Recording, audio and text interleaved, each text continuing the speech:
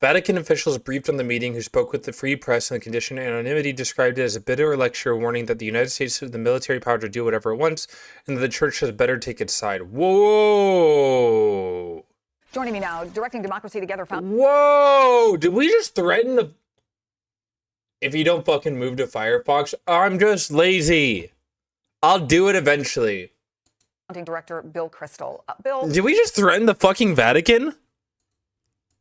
What does this administration stand to gain from picking a fight with the very popular leader of 1.5 billion Catholics?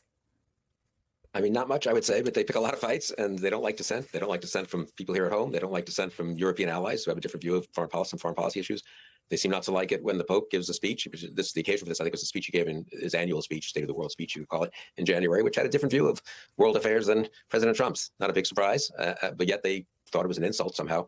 So that's really ridiculous, honestly, and not just foolish, but insulting, I think, to, like the Pope doesn't answer to the president. But secondly, what struck me is that he was summoned to the Pentagon. As you said, Chris, we have an ambassador to the Vatican. The Vatican has a representative here. They deal all the time on diplomatic issues, as the Vatican does with almost every other Pulling nation. of France. True. They go to the State Department. That's the main place that deals with foreign, obviously, ambassadors and representatives. He was summoned to the Pentagon. I think that's interesting. It says something about how this administration works. That the Pentagon, it really is, I guess, a center of power. If the White House was upset, they called over to the Pentagon and said, get that representative in there. Or maybe Hegseth told Rich Colby, one of his top deputies, to do this. But it's really, I mean, so it doesn't matter that much, I suppose, unless you're interested in the internal workings of the government. But I think if I were in any other administration, the Secretary of State would be having a fit that the Pentagon is independently, and I guess without consulting with the Secretary of State, calling in the Vatican representative, reading him the Riot Act, causing a rift unnecessary rift, you might say, between the U.S. and the Vatican. So America will probably change, but it'll still be America. A good example is China. China's been thousands, not the same as China over time. It's changed a lot, changed leaders, goals. It just kept the name. China and America are very different right now. China as it is now and America as it was then. Yeah, I think America, like the name will be around. It's a very different like structure than China. Granted, China still like calls back to different eras whenever they're making policy and stuff. And China's a lot more authoritarian than the US is, but in a more oligarchical capitalist sense and rather than a fascist sense. Granted, all fascists are like the same, but they're not Nazis. Reported this before, was invited to attend America's 250th birthday, but the Free Press writes, quote, a mix of foreign policy disagreements, the increasingly vocal opposition of U.S. bishops to Trump's immigration policy, and the reluctance to become a political bargaining chip in the 2026 midterms caused the Vatican to postpone the trip indefinitely. Now, a Vatican official said the Pope may well never visit the U.S. under this administration. Look, in the Pope's criticism of the war, he never mentioned President Trump by name, but if he doesn't come to the U.S. for several more years, the first American Pope in history, I don't know, do actions speak louder than words? Yeah, I think they do in this case. I mean, I think they're well aware that Trump is determined to make this pisses me off, Lamau. I mean, fair, but I mean, he didn't do anything of that anniversary and of himself. Honestly, he's got this giant wrestling or whatever it is, martial arts thing going on at the White House and all this. So very Trumpy way of celebrating the 250th anniversary. The Pope probably didn't want to be associated with that. I can't blame him, honestly. He's going, if I'm not mistaken, I think they've announced on July 4th to Lampedusa, the southernmost island of Sicily, which is where a lot of immigrants come across the ocean to try to get into Europe. And so it was, I think, a gesture of sympathy and support for people fleeing persecution or poverty and trying to seek a better life in Europe. And I suppose it's consistent with the Catholic Church's position on immigration in general. And with American Catholics here, their criticism of the Trump administration's actions on mass deportation. So plenty of reasons. I do think it is, yeah, as you say, it's not just that he's not coming here, but also that he's going somewhere to make a kind of statement or gesture that's in accord with what prelates of the Church have been saying here about the Trump administration's anti-immigration posture. Bill Kristol, it's always great to have you on the program. Thanks. Oh, man. Pope Leo, staunch critic of the war in Iran, but as you might expect, praised the fragile ceasefire agreement that's still being... Yeah, dude, I don't know. I have zero idea why the U.S. would ever pick a fight with the Pope, man. Or this country, Christian nationalism is crumbling under Trump, and they are upset about it. That's why people like... what's his name? Tucker Carlson and other like Christian nationalists, like Charlie Kirk would probably be anti-Trump over this. Well, granted, Charlie Kirk's not a Catholic, but Catholic Americans are going to be very upset with this. they're not, I mean, they already don't really like Trump, but this is like a whole nother level of like, oh, we're so fucking ourselves over this for literally no reason. Irreparable damage. Thankfully, Pope Leo is a very smart human being.